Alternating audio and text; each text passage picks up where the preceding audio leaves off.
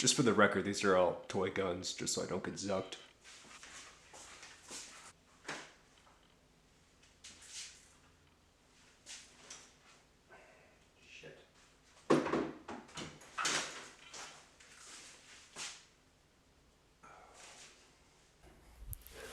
Okay, let's talk about milsims.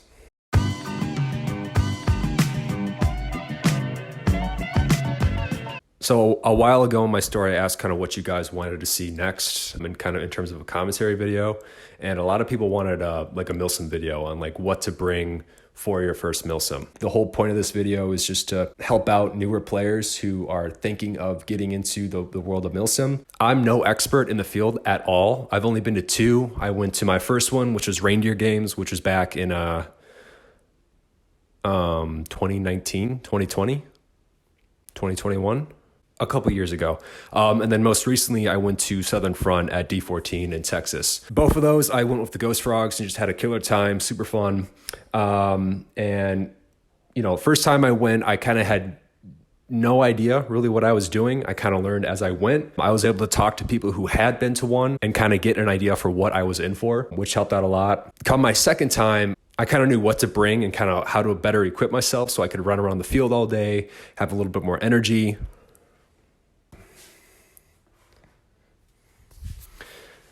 I had to change the background. Totally forgot about that. This video is kind of what worked for me. It might not work for you. You might see some things in here that you might want to try. Go for it. But by no means am I saying like, this is what you need to do. This is the gear that you need to bring, blah, blah, blah, blah, blah. Take this all for a grain of salt. I've been to two. If you're watching this and you've been to more, I'm jealous. But let me know if there's something that you see that might not make sense and that you would change. So with that being said, before getting into all kind of the cool guns and gear, there's kind of like three things that you need to have before you can go to these events. That's time, money, and the ability to travel to these events. These milsims, they run all weekend, 3 days. Or not 3 days, but 2 days. They run 2 days. I've been to the American Milsim one, which is the, instead of like the straight 48 hours, like, what's it, American? Like Milsim West does it, where it's like the straight nonstop 40 hours. I have not been to that. I've just been to I've been to the American Milsim ones where they run kind of all day, a little bit into the night. They stop during the night. You go back to your hotel, tent, house, whatever, and then you go back out for the second day. I would recommend that. If you are kind of just getting into the world of milsims, that's kind of an easier way to dip your toes into the industrial milsim complex is to do exactly that. I started off at my local field kind of doing larger events and then worked my way up. If you're up for it, you can definitely kind of jump off into the deep end and do that 40-hour one. Maybe you were active military. Maybe that's like just, that was life for you for a couple of years. If you're like me, just kind of a nerd who likes this shit, that can be a little bit overwhelming. That can be a lot. And so I'm definitely kind of working my way up to that. These are long events that take a lot of time. So be ready to dedicate not only like a weekend of playing, but depending on the location, you now need to either drive or fly out to these events, which brings me to my next point, travel. You need to be able to plan all that stuff out months in advance, get a plane ticket, travel with some buddies if you can. If you're traveling solo, get a hotel, books, get your car ready, all that shit packed up. Last but not least, these events can be expensive. Depending on the field, depending on the field, they can be, $150 up to like $300, depending on where you're playing. If you're playing at a military base, it's going to cost a little bit more money. But if you're playing kind of at just a normal airsoft field, it might be a little bit cheaper. So just keep that in mind. This is going to cost money. This is going to cost you time.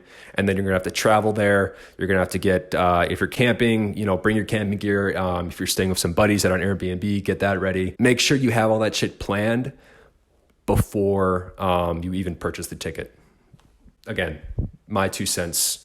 Approach that how you want, but that's just kind of my advice to you. Moving on to the next topic. Okay, so actually getting into why you guys are here, the gear itself. So starting at the bottom, boots or shoes. What are those? You're going to be on your feet for like 8 to 12 hours, like straight. For the love of God, please, I'm begging you, you're going to be so happy that you brought like a good pair of boots. Invest a little bit of extra cash into a pair of boots or shoes, whatever that's actually comfortable.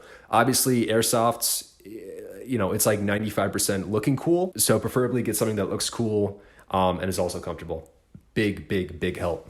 Did I miss anything on the boots? I would also recommend a change of socks. Again, these events go 2 days. And so, having to get back into a gross, sweaty pair of socks that you wore the day before, it's doable. I've done it. I've made that mistake. It's not fun. So definitely would recommend bringing in an extra pair of socks. Belt. So moving up, I'm going to kind of focus on gear before I get into the kind of the clothes here, because that's kind of its own separate category when it comes to uniforms. I did run one for reindeer games when I was a support gunner, due to the fact that if you are a support gunner, you need to have a secondary when you go into these buildings. Make sure you have a belt that's pretty sturdy. It's not going to, break on you, and something that is not going to be bouncing around, on your hip all day long. You're going to have maybe an extra pistol, some grenades, water, a dump pouch, stuff like that. So you're going to have some extra weight on that. And if you're sprinting, running around all day, and that's kind of jumping up and down, stuff tends to come loose. I learned that the hard way. Take the open plays as an opportunity to like run your stuff. Test it out before you go to these big events. You're going to think yourself, if something breaks on open play, it sucks, but it's so much better to have it break there instead of having it break at like a milsim where, you can't just like go home and fix it. You're stuck kind of in a different state for the next like 48 hours. So something to think about. All right. So your rig, plate carrier, chest rig, whatever you want to call it. Again, do what you want to do. This by no means is kind of what you have to do. My first event I ran this guy, the LBX lock and load chest rig. Absolutely loved it. This was fantastic. I want to make sure you guys have a good shot of this. Is that good? Can you guys see that? Yeah, LBX lock and load chest rig. Absolutely loved it. Tons of room for mags. You got room for snacks, some goodies, a radio, multi-tool, water, grenades. Yeah, man, I really can't say enough good things about this rig. I absolutely love it. LBX is also, if I'm not mistaken, they're pretty present at American Milsim for sure. Don't quote me on that. I think they are. But yeah, man, I can't recommend this enough. I use this at open play a lot when it's like a hot, muggy day down here in Florida. Keep in mind that this guy does not do a good job with AK mags. So if you're running an M4, you're fine. If you want to be like a high speed kind of cool guy, you can definitely do a plate carrier. I got this bad boy. He's just like an M2 from Gray Shop. Tricked him out a little bit. I ran this guy at Southern Front, and I added just like this backpack that you can just thread in there on the Molly system, where you can kind of just throw snacks, water, have a buddy just, help you out. My brother in Christ, if you do not have water or snacks, you are going to die. It's as simple as that. All right, sorry, my camera decided to fall over. I never said that we had a higher production value here. All right, let's talk helmets. I run an MTech PTS. It's like the replica one. You don't need to run a helmet by any means. I decide to, if it kind of, fits with the lore that they have going on or the storyline. I did not run one at reindeer games because it was more like a civilian outfit. So in my opinion, a hat made a little bit more sense. But last time at Southern Front, it was, more of a kind of a military, get up. So a helmet made sense. The one thing you absolutely have to have, buy a helmet that either already has quality inserts or go buy some.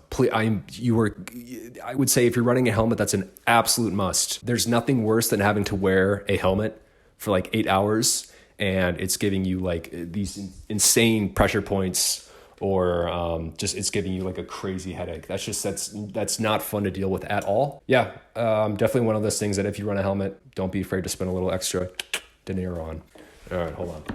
Let me open up for those people who are running nods, you probably know more than me, so I'm gonna keep this short and sweet. If you like to LARP late into the night, like myself, nods are cool.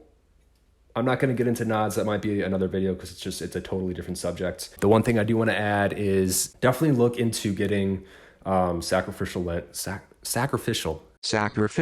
lenses for the front and back of your tubes. Again, it's your hard-earned money that you spent on these. Do what you want, but I definitely would hate having to explain to my buddies that my tube is now busted because a plastic BB cracked a lens or whatever. So that definitely sucks. So I definitely recommend it. Shout out to Radar from Moon Goons for getting me into this very expensive part of the hobby. With that being said, let's move along here. All right, getting into a kind of tops and bottoms, or your shirts and pants here. It will differ from event to event. Depending on what team you sign up for, there's going to be uniform requirements. You need to show up to an event with the correct color or camo or pattern, whatever. You don't want to be that guy who, if you're playing on green team, you show up with like a tannish based camo or something like that, or something that isn't included in the rule set. Definitely read the rule set. That's an absolute must. Honestly, if you just read that through like once or twice, you'll be good to go.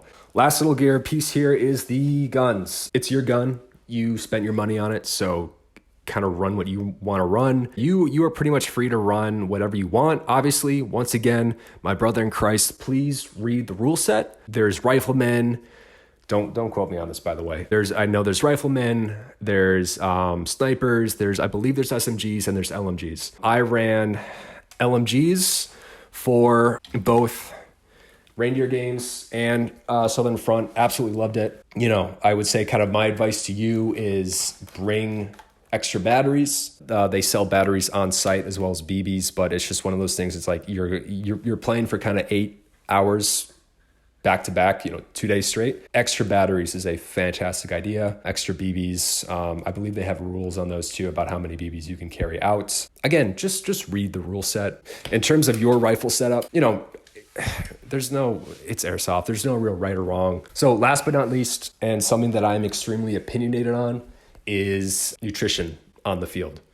Definitely bring water. I think it's actually required that every player brings a case of water that you will then leave at your fob, just so everyone stays hydrated. I haven't seen it at actual milsims at all, but I've seen it at an open play where some younger kid shows up drinking nothing but like Diet Coke all day long and eats a hamburger and then like passes out due to heat stroke. Just you're a grown adult. You can make your own choices. Just make sure you bring water at the very least. Carb up when you're on the field. I like to bring a handful of Cliff Bars that I'll throw in my chest rig or plate carrier, as well as some of those like gel shots for like a little just caffeine rush. Liquid IV is also fantastic. I think at Reindeer Games, I just had like 3 water bottles that were just, full of the powdered liquid IV. And like I felt great that whole day. So yeah, that's kind of it for now. Like I said, take this with a grain of salt. I'm not a professional in this area at all. I'm just kind of